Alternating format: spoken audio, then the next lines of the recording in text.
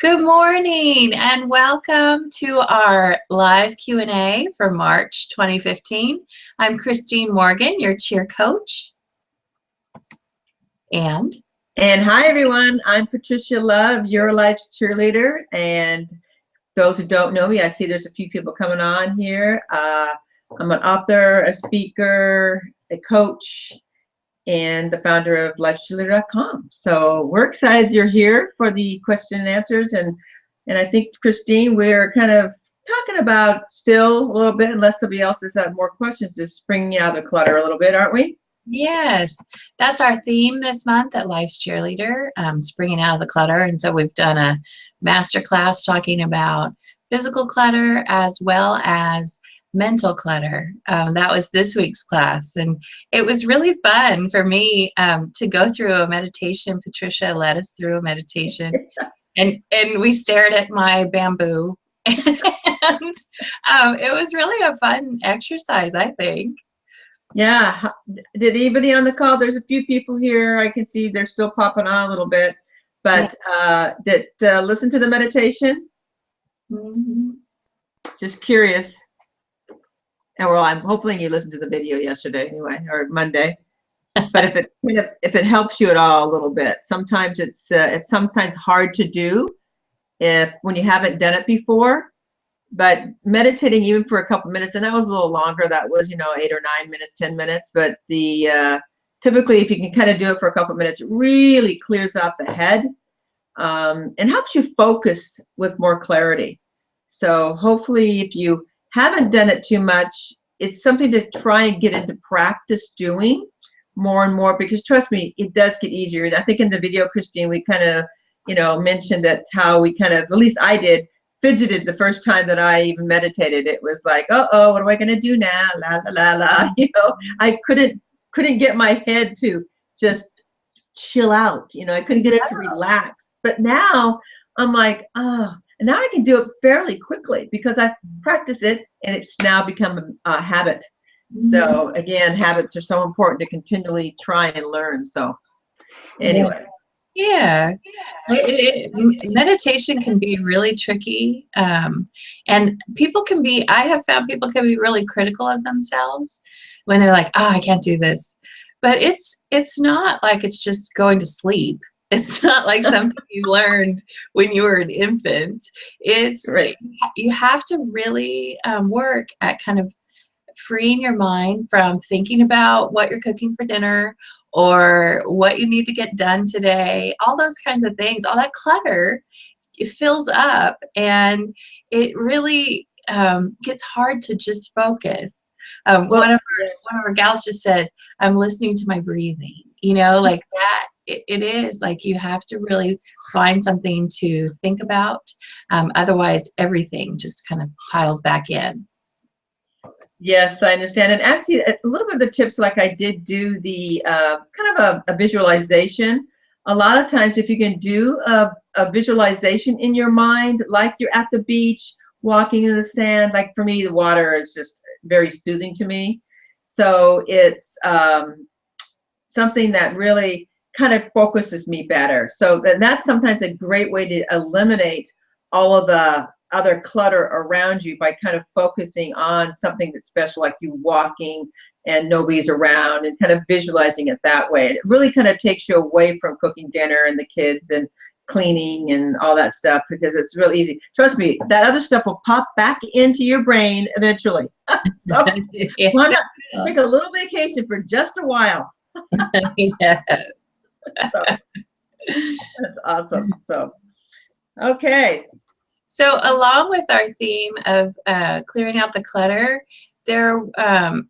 Patricia mentioned mentioned a book in our masterclass forum when we were talking. And so you want to share a little bit about that?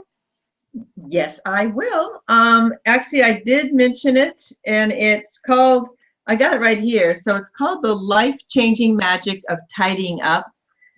And if you haven't read this, and I haven't read the complete book yet, but I have to tell you, it's very interesting, and it really kind of she's saying, and I'm going to have to do this, because she's saying once you utilize this form of doing it and tidying up, you actually will never go back, which is almost shocking, because I have a tendency to clean up, and then of course you have to go clean up again in about 2 weeks or the such.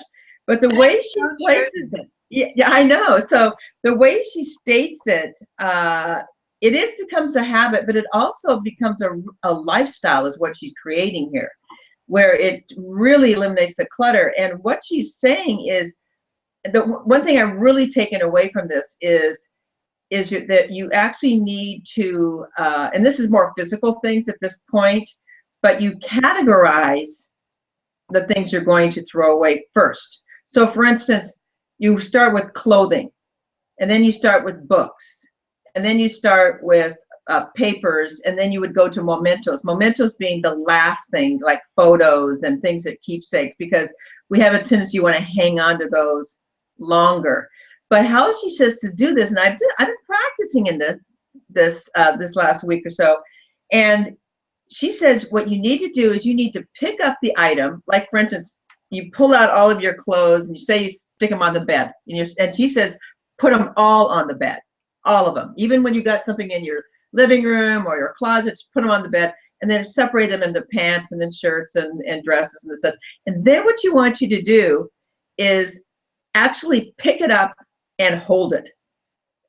Oh. And if it sparks joy, Oh.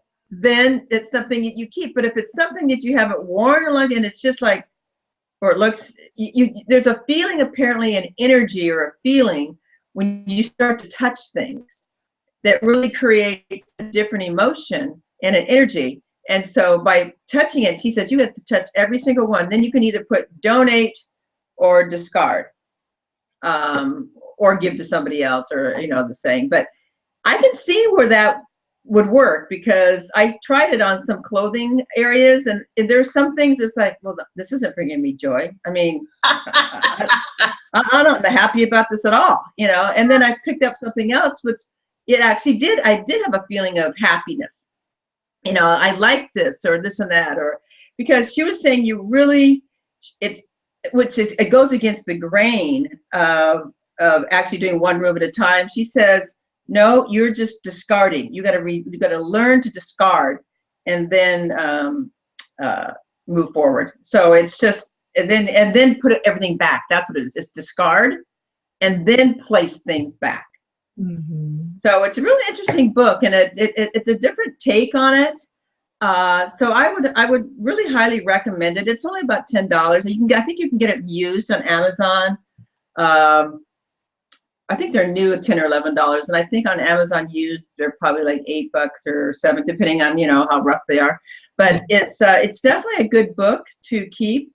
But she also states that people like to keep a lot of books, and even that you need to pick up each book. And really, have I ever read this book? Because sometimes they say, well, I'm going to read that, or I'm going to read that. And what she indicates is like, well, you haven't read it yet. And if you usually, when you buy a book, you want to learn or study something. That's the reason you buy it. And you really should be then learning a habit of, okay, buy it, read it. Yes. I have a confession to make related to that, because when I moved recently, maybe about 9 months ago. And so I packed up everything and I got rid of a lot of books. I am kind of a book hoarder. And so I had packed up 5 or 6 boxes of books. When I unpacked, I actually put all the books I haven't read in a single bookcase. And it's a small bookcase, but I have a whole bookcase filled with books that I haven't read. And so that speaks right to me. Like, I need to either get on the ball with reading those, or maybe it is time to just let them go. And if it comes up again in the future, then I will go to the library. Go to the library, or pick it up and read it. Actually read it. Yeah. Because the problem is you pick up a book, because if you do think of it, the reason you buy it is usually, well, I want to read it. Next thing you know, you don't read it. And then, and it's a month, and it's a year, and then it's a this and it's that. It's like, well, then it just becomes clutter. But books, you know, people are really kind of torn to books, but they're really just saying you should only keep about 30 books at a time and then rotate them. And this helps just decluttering and keep the books that you really like, resource books, cookbooks, or things that you're studying, but you're actually reading. Yeah. And otherwise they're just paper. You know, so it's a real interesting book. So there's a different take on it, and she swears that she has, and I think she charges a lot of money to come into people's homes and declutter for them, because that's what she does. Mm. And she says that she's never had anybody who actually does this go back to cluttering and being untidy. And she says it goes from the messiest people, the sloppiest people, that they don't go back. And I'm like, whoa, that might be worth it right there. I know, or maybe they just don't tell her. Well, I don't know.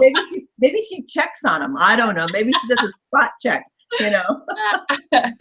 Well, you know, there are some psychological roots to clutter. I mean, that's what all of those latest shows on A&E about hoarding and different things. There can be some roots to why we kind of collect clutter, and it could go back to childhood. There used to be talk about those who grew up in the Depression era had a really hard time getting rid of things because they've really lived through the wanting, like being in a state of wanting and needing. And so then it was hard to get rid of things. And that can happen on a small scale with us too. There could be certain things that we have in our lives, things that we're kind of hanging on to. We're not really sure why we're hanging on to it, but there's probably a psychological reason why. Right. I agree with that. And it's like letting go is very difficult.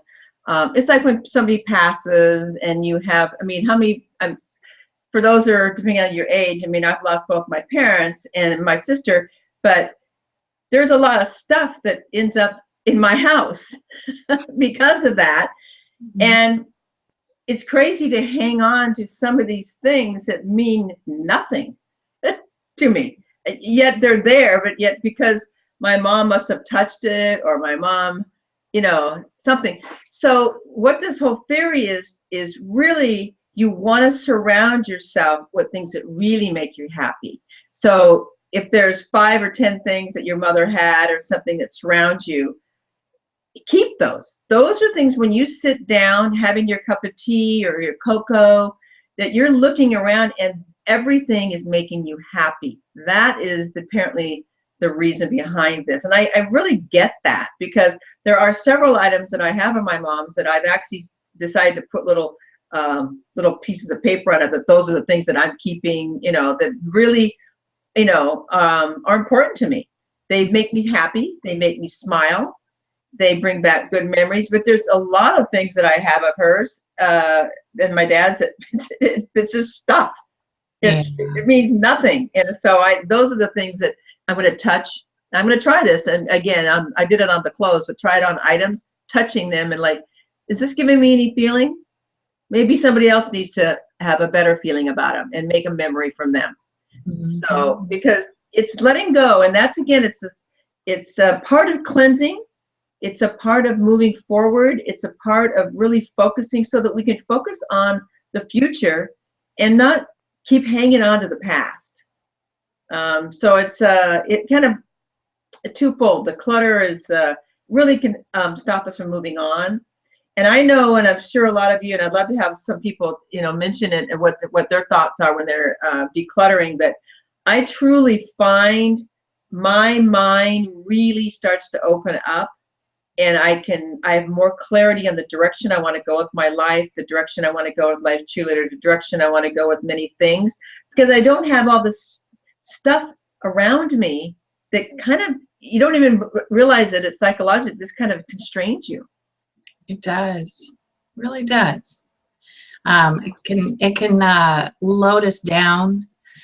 We talked about that a little bit in our first class, I think, too, that we don't even realize what physical clutter the impact it has on our creativity, the Mhm. impact it has on feeling free.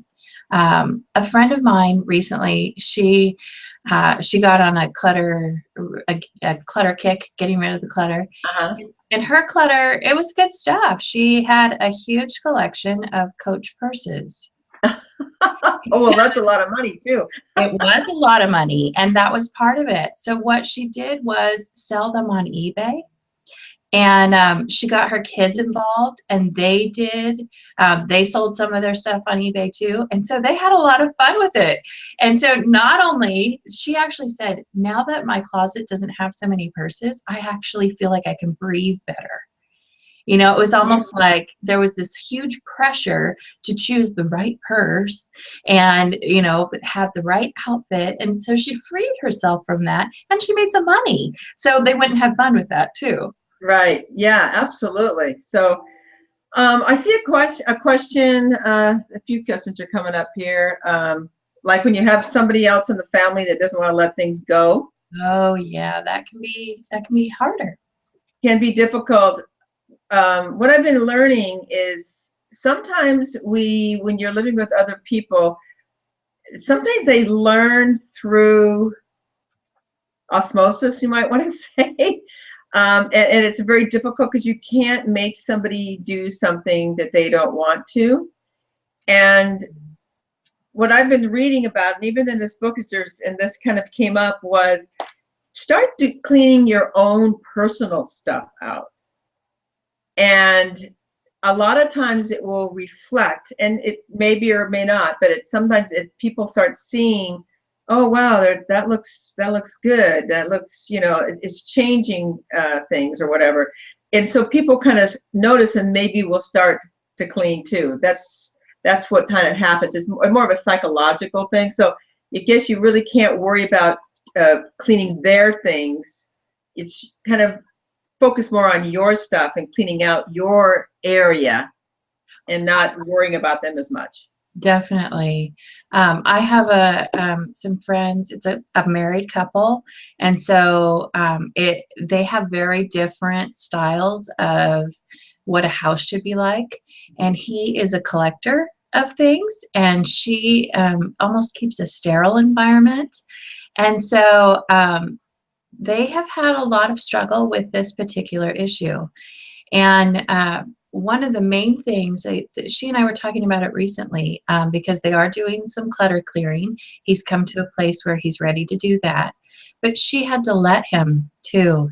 That was a big thing. Like she had to let go of Mm. having that sterile environment, and she had to say, well, I've said that I don't want these stacks of things here, but I can't be in control of everything. And that was a big lesson for her, like being able to let go of being in control of all of the space and not be nagging about it. Because that had happened in the past and it caused problems for the two of them. And it put her in more of a mother role than a wife role. Mm-hmm. And that's not what you want in a marriage. And so she worked really hard to let it go. And what's funny is that once she started letting it go, he kind of came around and said, I think I want to get rid of some of this. And so she chalked it up as an answer to prayer. Mm-hmm. And that but really it was about her heart space, that she was able to not have those expectations, really relax herself a little bit because she was sharing space. Right, right. Oh, that's a great story, Christine, because I would have to agree with that, because it's once we let go of things like that are, we actually create more havoc and anxiety by trying to get other people to do things, when a lot of times we just need to you're kind of accepting, but it's just kind of letting it go and seeing what happens. It's Mhm. but do what your heart says and Mhm. clean out your areas and clean out your stuff and declutter your mind and the such. And you're right. A lot of times they see that and they go, well, oh, she's not nagging me anymore, or she's not talking, okay, Mhm. well, maybe I do want to do it. you always want to make it their idea. Yeah. You know, it's funny. I did the same thing with my first marriage. I had a car that was an older car, and I wanted to keep this car. And my husband was like thinking, no, this is like a really stupid thing. And he kept hounding me to get rid of it. Well, the more he hounded me, the more I wanted to keep it. You know? And I don't know if it was out of spite or whatever. We were getting along really well at the time. So it was like, but it was something like, no, it was like, I wasn't ready to let go. But as soon as he kind of stopped doing that, I think he just gave up. Then it was like, well, now maybe I should let it go, because it's really not doing anything for me, and it's just sitting there collecting dust, and it's really not going to be a classic, and you know. So but then I made the decision. So sometimes we just have to let it go, and then you do kind of come around because, wow, they're not nagging me anymore. So then it's my idea. That is so true. You know? So to answer that question for somebody who has that's a great story, Christine, that just kind of learn to let go, do what you think is right, do what your needs, you know, decluttering and the other thing. And don't worry so much about the other people. Yeah. They'll either come around or they won't, or you learn to just, okay, I can't have everything I want, but I got my own little space, and that's what makes me comfortable at this point. Yeah, it's difficult when you're sharing space. That adds another layer of kind of what's going on. And so it's your space too, but it is his space too. So well, interesting that we say sharing space, is I don't share space. And I find it's much easier for me to be untidy at times, because I'm not sharing a space. And so if I've got guests coming or different things, that's when I'm like, oh dear, I better tidy up, you know. Because sometimes it's a two-way street here. It's not always good to be on your own, because then you kind of let it go because nobody sees. So, but I'm trying to practice this art of untidying, the magic of tidying up, to see what happens here, and I'll get back to you all. But it seems to be kind of working. I've only worked on the clothes as far as this part of it, right, touching and things, and started to touch a few other things. That it really does make a difference. So anyway, I again, not to reiterate but too much, but just great book. And I think I put it in the Life's Cheerleader, didn't I? yeah. And Yeah. maybe if we can get around to it, we might put it on a recommendation. We have to figure out how to make sure we put things up on and do it correctly for you guys. You know, those tech pieces. Yes, make things easy. That, you know, sounds really easy to do, but sometimes it's not as easy as it sounds. So anyway, we'll try to get that up there, so there's recommendations for you too. So, and then there is another book I do want to recommend, and I'll just bring it up real quickly. And it's called, and I'm not sure if anybody's heard of this one. It's called The One Thing, and it's by Gary Keller. And I just started reading this book, but I had some friends that highly recommended it, that it really is learning to do, finding the one thing, and it helps you kind of cut through the clutter and achieve better results in less time, builds momentum towards your goals, dials down the stress. But it's a short, kind of a short book too. It should be easily read in probably a day and a half. It's and it's easy reading. So anyway, I haven't read the whole thing, but I wanted to bring it up if anybody was interested in it. It's a New York Times bestseller, but it's been highly recommended, and the people that I went and talked to a couple days ago both read it, and they were like, it's changed their life. I'm like, oh, okay. I like life-changing things, so I'm going to, and no matter how much we improve in our lives, there's always room for improvement. So as happy as we might be, or as happy as I might be throughout my journey, there's always ways to be happier, be more decluttered, to grow, because that's our journey, is to really keep improving ourselves on several different levels. So once we think that we've got it all made, no, we haven't. Yeah. Everything is learning, and we always can be learning more. I agree with you wholeheartedly, Patricia. Like, that's what life is about. To me, it's about learning. And Mhm. so I can even read a book. This is why I hoard books. I can even read a book a second time and get something totally different out of it. And so there's always something new because we're in a different place. Right. So we learn something from a different experience differently each time. I definitely agree with that. So it's life's just a complete journey at all the time. So, and that's one of the reasons we have the classes, Mhm. the videos and the fun stuff in there, because it really does, in Life Cheerleader, because it really does help us learn and expand our mind. And also, we definitely want to make sure we're supporting you guys so that when, if you've got questions, I don't want anybody to be shy. This is a really safe place when you come into this site to feel comfortable. You can ask things. And we certainly want to answer all the questions we possibly can. So don't be shy on anything, because that's how we grow, is by learning and discussing and talking about things like the decluttering. We've had a great conversation about decluttering in our challenge this month, which has been great. And I think a lot of people have been really taken away a lot of clutter. I think I know there's some in there that have really like cleaning out stuff, and I think they're feeling really, really good. Yes, I So, agree.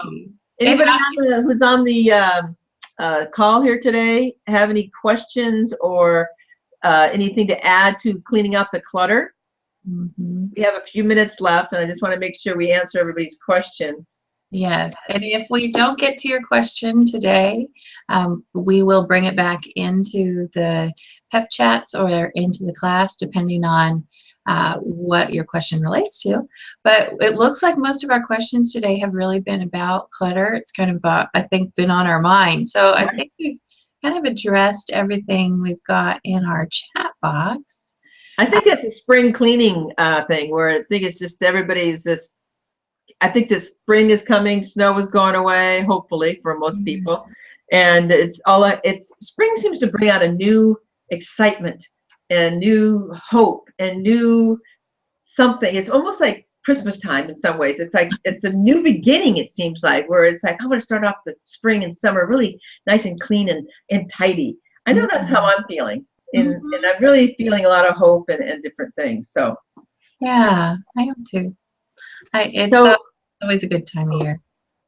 So Christine, do you want to just quickly mention to anybody what our next month is kind of coming about? Our what? Next month, we have our theme.